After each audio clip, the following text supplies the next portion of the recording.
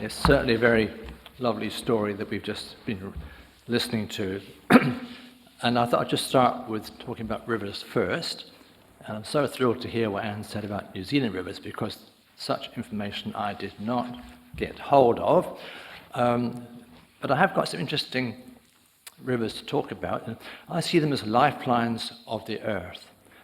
And the biggest of these would be the Nile, 6,650 kilometers long, closely followed by the Yellow River in China, which is 5,460. If you fly from Dunedin to Perth, in Australia, you've still got another 1,000 kilometers to go to equal the length of the River Nile. It's an incredibly long river. And the Euphrates and the Danube are about the same length, 2,854 kilometers.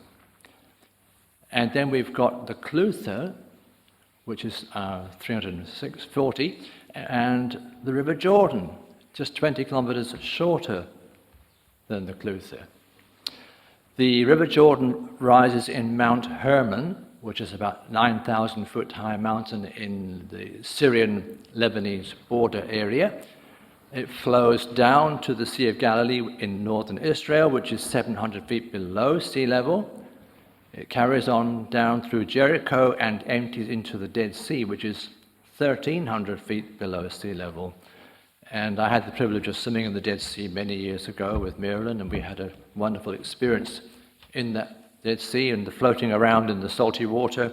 And strange to think that it was fed by the River Jordan, which has so much spiritual significance in the Bible, and hence the story of Naaman's healing today.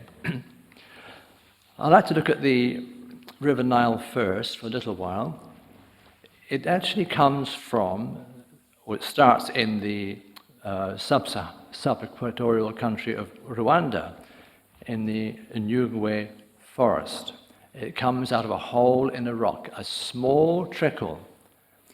And if you walk for 2 hours from this rock through the thick forest, suddenly the forest clears and you're into grassland, savanna land. And by that stage, because of all the little tributaries, it's become a small river. And within a very few kilometers, you come to the first settlement, the first village that has sprung up on the Nile River, and it is the beginning of a source of life for many thousands of kilometers. The Nile then carries on through to Lake Albert in Uganda, and that used to be thought of as the source of the Nile, but it isn't, in fact. It is part of its journey. And out of Lake Albert, it tumbles down the Murchison Falls and carries on up into southern Sudan. And at Khartoum, it's joined by a very important major contributor, the Blue Nile, which is coming from the east, from the highlands of Ethiopia, which has a high rainfall and a high snowfall, in fact, in wintertime. And that is significant because in springtime, March, April time, the Blue Nile is much fuller than usual and empties into the Nile at Khartoum, which then floods further upstream, irrigating the fields of the farmers along the Nile. Now, by the time we get to Cairo, it's over a mile wide. In fact, it's several miles wide. It's a huge river, just as well, because Cairo has very little rain. It barely has half an inch per year, and even less the further south you travel into the Upper Egypt and Sudan. There are over 10 million people in Cairo, and the population of Egypt is 100 million people. With a country with such a low rainfall, it's remarkable that it can support such a lot of agriculture, a lot of food production to meet those needs. After Cairo, it carries on and empties into the Mediterranean at Alexandria, where it forms a delta, which is a very productive land, plenty of irrigation, rich soil brought down from all those faraway places to create a very productive fruit-growing, vegetable-growing area.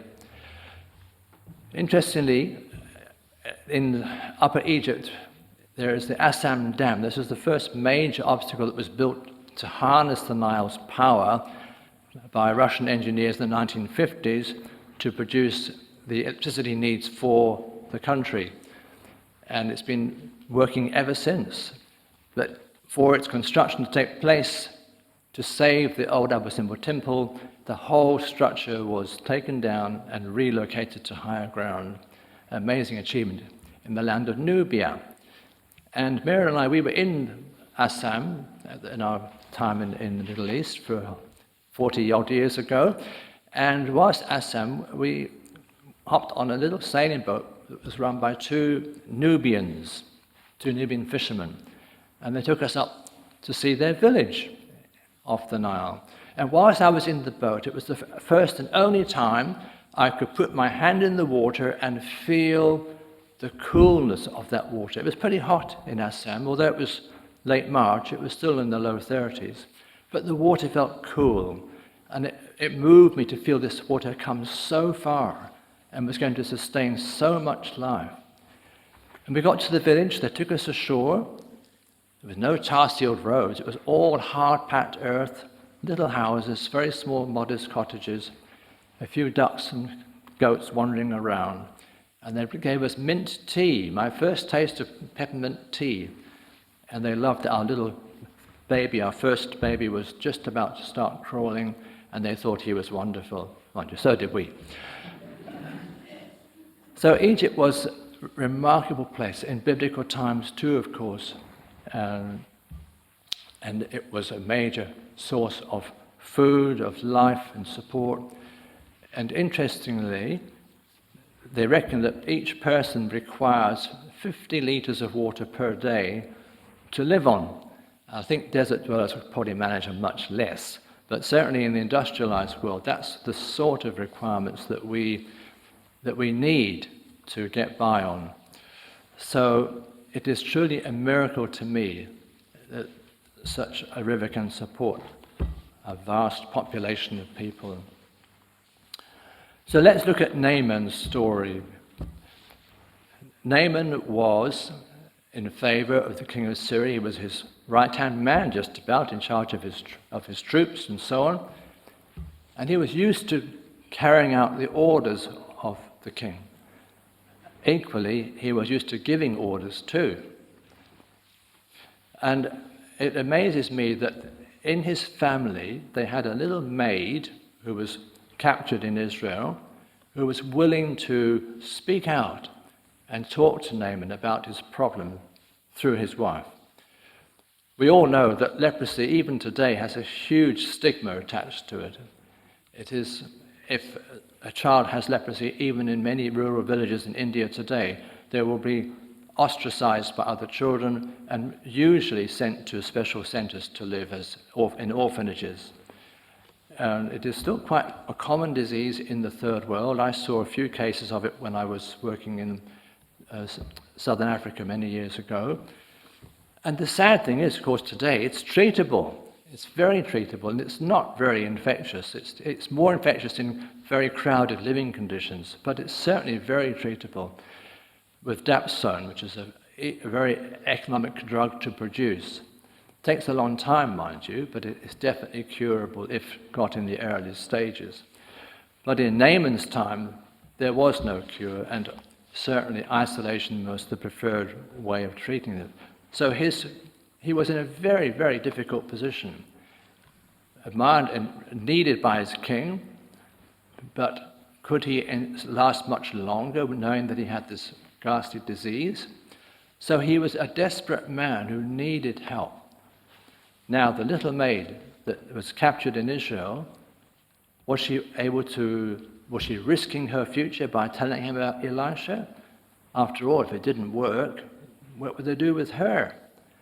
Or was it, as I like to think, that she respected her master? She wanted to be favored by him, and she suggested that he go and see Elisha. So let's get the wheels moving. What did he have to do? He went to his own boss first and said, I've got to go and see this holy man in Israel who's supposed to be able to cure me. And it's amazing that they actually had some belief that this really was going to work. He really did think that the enemy had a holy man that was going to be able to heal him. Because the king said, well, we'll write a letter to the king of Israel. You can take that and take all these gifts down to Israel, and we will expect a positive outcome to this visit. So Naaman went. He did what he was told, took the letter. How did the king of Israel respond? Wasn't very encouraging. His thought was, oh no, he's going to pick a quarrel. We're going to get more trouble now. And he was deeply distressed, which you can understand why, because Syria was a mighty strong power. It still is today. And Elisha came to the rescue. Elisha heard about this. Wonderful story. There's Naaman, comes, he's told to go and see Elisha. Elisha is willing to intervene. And what happened? He wasn't invited into Elisha's house. He stood outside. Elisha didn't even come to see him. What a humiliation for Naaman. No wonder he was a bit annoyed, a bit of a come down really. But thankfully, he listened to his servant. He did what Elisha suggested, and he went into that river 7 times, and he came out healed. I often remember myself swimming in the Motueka River. I haven't been in more recent years because I've tended to use the pool in the Tereva Street. But in the river here, when I swam in it, I always felt so refreshed, so clean afterwards. It was a lovely feeling. And I'm sure a lot of you have experienced the same thing. So I can understand the sense that Naaman's body felt smooth and fresh and healthy, renovated again. It was wonderful for him. And I could identify with that feeling of refreshment. And he was so thrilled. He wanted to give presents to Elisha, presents to his family, Elisha's family. But Elisha had none of that. But he did recognize that, Naaman did recognize that the God of Israel, the unseen God, the power of God of Israel, was so different to worshipping idols in Rimmon. It changed his life. It was an about turn. But there was one nutty problem. How was he going to go into the temple of Rimmon with the king of Syria and worship idols? How could he get around that problem? And I think it's so encouraging that what he decided to do was to take earth from Israel, where God's power was centered, and pile that on the ground in the temple of Rimmon to mark out his area where he would worship the God of Israel. But he was so worried about it. Could God allow this to happen? Could God accept this prayer, this offering, this service? And what did Elisha say? He said, go in peace. Don't worry about it. God understands. You know, we are living in very troubled times at the moment. I'm so unsettled by the election campaigning, the speeches, the false promises, the unanswered questions from all the parties, and all the troubles we're having in the world, the catastrophes. It is a very distressing time. And somehow we can draw from this story of Elisha saying, go in peace. You're not alone. God is with you. And I thank Elisha for his message today. Amen.